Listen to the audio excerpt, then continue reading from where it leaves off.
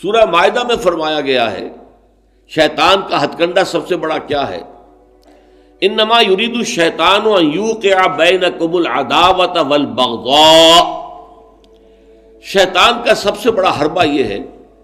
کہ وہ تمہارے مابین دشمنی اور بغض پیدا کر دے۔ یہ شیطان کا سب سے بڑا حربہ ہے۔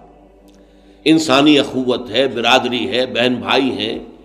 اب ان میں رخنے ڈالنا، شوہر اور بیوی کے درمیان جدائی کرانا۔ یہ آتا ہے ایک حدیث کے اندر بھی کہ ایک دفعہ شیطان جو ہے اس کے بہت سے کارندے اس کے ساتھ جمع تھے، ہر ایک اپنی کارگزاریاں بتا رہا تھا، میں یہ کر کے آیا ہوں، میں یہ کر کے آیا ہوں۔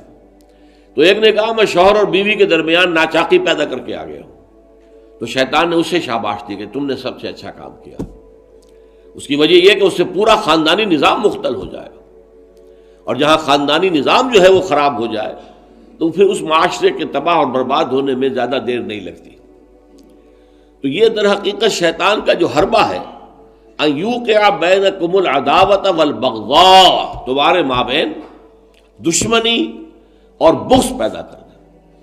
تو یہ تبذیر اس کا سب سے بڑا ذریعہ ہے۔ اب دیکھیے کہ ایک بہت سرمایہ دار بڑا شخص ہے اور اس کی بیٹی کی شادی ہو رہی ہے، تو جو کچھ ہو رہا ہے اس کو دیکھنے والے ہو سکتا ہے اس کا کوئی باورچی ہو غریب، کوئی شوفر ہو، ڈرائیور ہو اس کی کار کا، کوئی چوکیدار ہو اس کی کوٹھی کا، کوئی مالی ہو اس کی کوٹھی کا،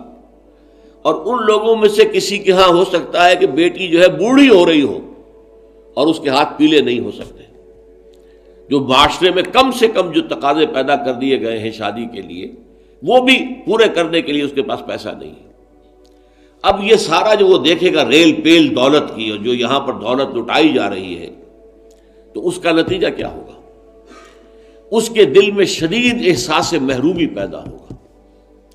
ہیوز اور ہیو ناٹس کا ایک شعور اور احساس اور ادراک پیدا ہو جائے گا۔ یہ مترفین ہیں، ہم محرومین ہیں، اور معاشرے کے اندر جب یہ احساس پیدا ہو جائے تو پھر اس معاشرے کا تیا پانچا ہو جاتا ہے۔ اس لیے شیطان کا جو عمل ہے کہ لوگوں میں بغض اور عداوت پیدا کر دیا جائے، تو تبذیر کے نتیجے میں بھی وہی شے حاصل ہوتی ہے۔ ان المبذرین کانوا اخوان الشیاطین وکان الشیطان لربہ کفورا۔ ہمیں تو یہاں تک حضور نے حکم دیا ہے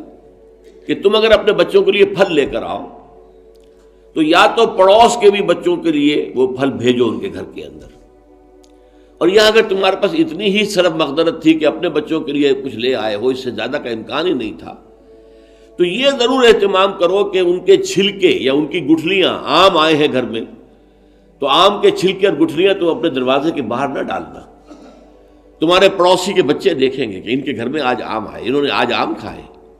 اور ہمیں یہ میسر نہیں ہے،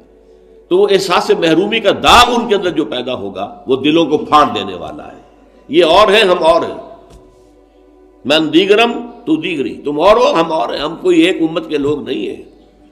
چاہے کتنے ہی واعظ آپ پلا دیں مسجد کے اندر کھڑے ہو کر انما المؤمنون اخوۃ، لیکن جب یہ شکل ان کے مشاہدے میں آتی ہے تو وہ کبھی ماننے کو تیار نہیں ہوتے کہ یہ